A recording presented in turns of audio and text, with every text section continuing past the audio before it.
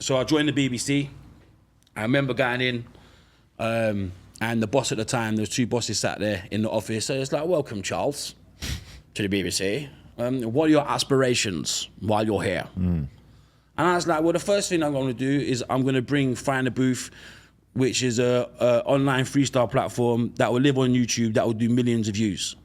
And I was like, that's terrific, this is radio. And I was like, yeah. And it's like, okay, what else? I was like, I'm going to replace Tim Westwood on every single one of his shows in 5 years. And they laughed. They clearly looked at me and laughed in my face. I said, why are you laughing for? And they was like, do you know how many times we've heard that? And I was like, you've never heard it from me. I was like, 5 years, and I'll take every single one of his jobs. And that interview you just spoke about, I'd literally just walked out of that meeting with the bosses into the studio with Westwood. Wow. To say, yo, yeah, I'm coming for your shit. Because his energy in that, I mean, there's a whole little weird alpha male struggle going on in that where it very much feels like he's trying to kind of put you in your place. And I wasn't sure how much of that was a work, like how much of that that was super real. Like, that was real, okay. There's always been, like, I've got nothing but respect and admiration for Tim Westwood, for what he's done for music, especially in the UK. Right. Nothing but, and I'd never say a bad word about him. But he's always felt a certain way about me. Really? Because I just say how it is. I told him to his face. I'm not gonna go in the office and say that I'm coming to take my man's jobs and not tell him to his face. I looked him in his eyes. I said, my guy, I'm gonna take all of your jobs. Right. He's like, Joe, get out of my studio. You ain't taking shit away. Right. So anyway. But you're surprised that he has a grudge against you when you come up to him saying stuff like that? No, like but that? if it was me, I'd respect it.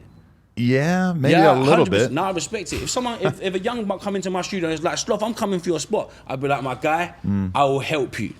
I will help you.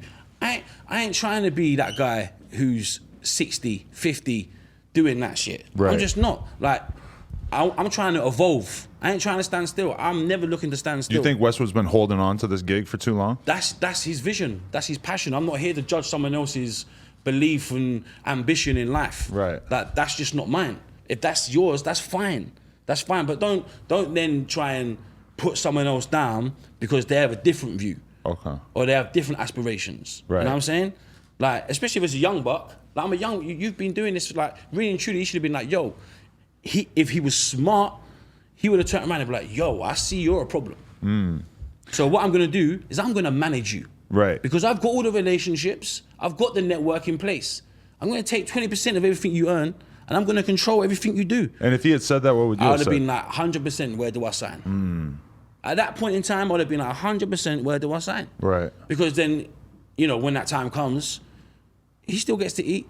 Right. He still has a certain say on what's happening and what I'm doing. But he obviously didn't have that vision.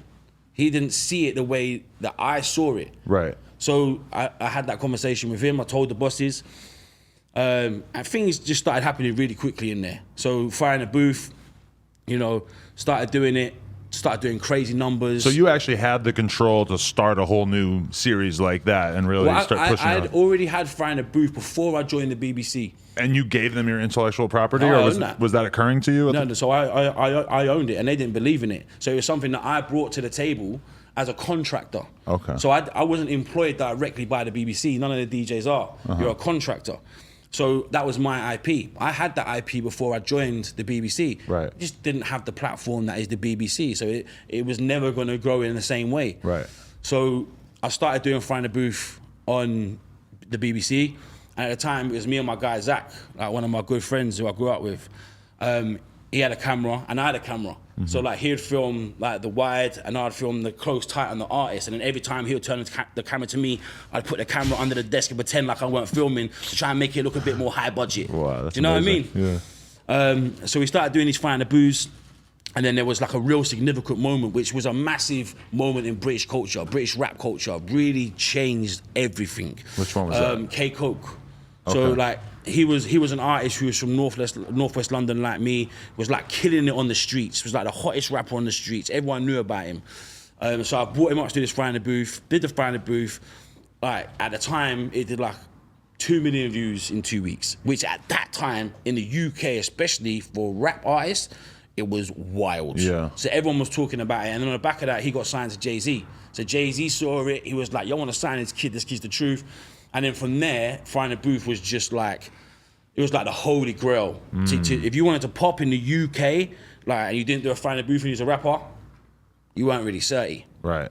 And so there was a period of time where Fire in the Booth was just that platform. So and me having a platform and being able to wear 2 different hats. So when I was doing the rap show, I was very serious, very on point with what I'm talking about because I'm serious about this. Right. But then in the daytime, I was able to take the piss out of myself, crack jokes, and like have banter with people. Who influenced the sort of character that you take on when you're doing the Fire in the Booth thing with the bombs and it's Do you know, I think it's a mixture of like, you know, I grew up with Westwood and Flex. Right. Like they were the Flex two, is what I was thinking too. Yeah. They're 2 guys, you know, and like when I'm in that moment, like when I'm doing a Fire in the Booth, that's how I feel.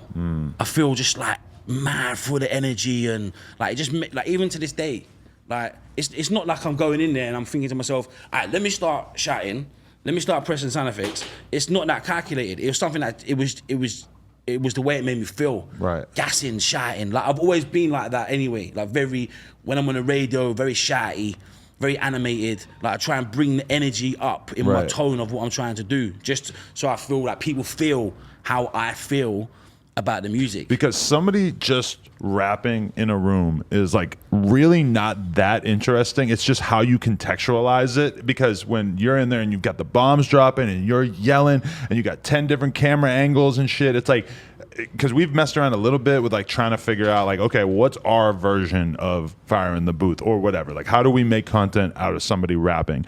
And there's a lot that goes into it once you start doing it and you realize, like, if you do one camera angle, it is fucking tough to pull it off. Yeah. Okay, guys, we want to thank you so much for getting us to 100,000 subscribers right here on the Clips channel. If you want to support, please click that subscribe button. We're trying to get to 200K. Thank you. Thank you so much.